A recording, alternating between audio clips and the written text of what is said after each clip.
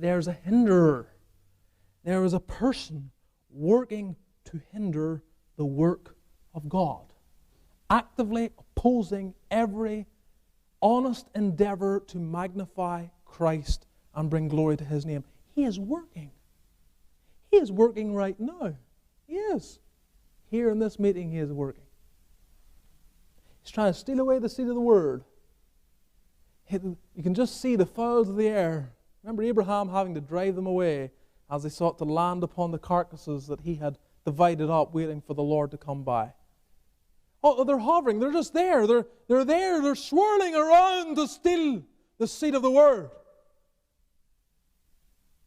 Swirling around your heart, perhaps, so that the gospel, every time you hear it, does not have an impact, does not run into your heart.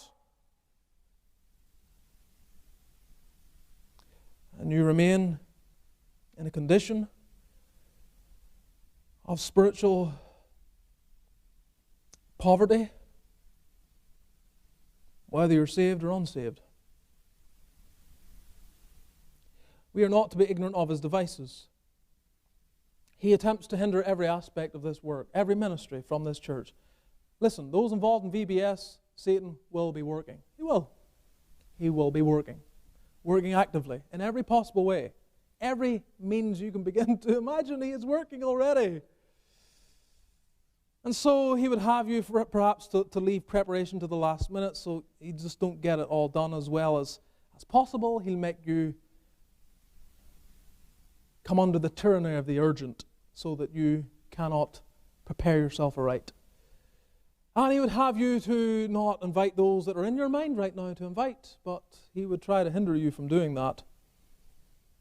He would try to hinder you from praying and bringing it before the Lord. And you name it, he will be actively working. Same with the camp. Same with every ongoing ministry in this church. Neighborhood Bible Club, Boys Home, the Lord's Day services, Sabbath school, everything. Every single thing, beloved. He is working. He is constantly, actively working. Let us not just see the hindrances, let us understand the hinderer. We have an adversary who goes about like a roaring lion. Satan hindered us, Paul said. And we're not to be ignorant, as I've said, of his devices.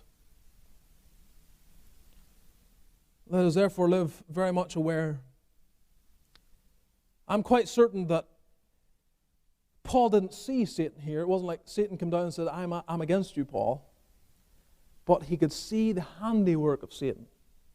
He could discern it because he wasn't ignorant of his devices. And I wonder how many times we are ignorant of the devil's devices.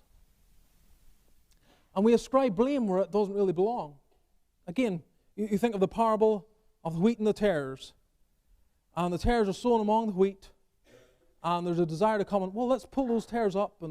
But the acknowledgement there at that occasion is, an enemy hath done this. You see the handiwork of the enemy. An enemy hath done this. The tares didn't fall out of the sky.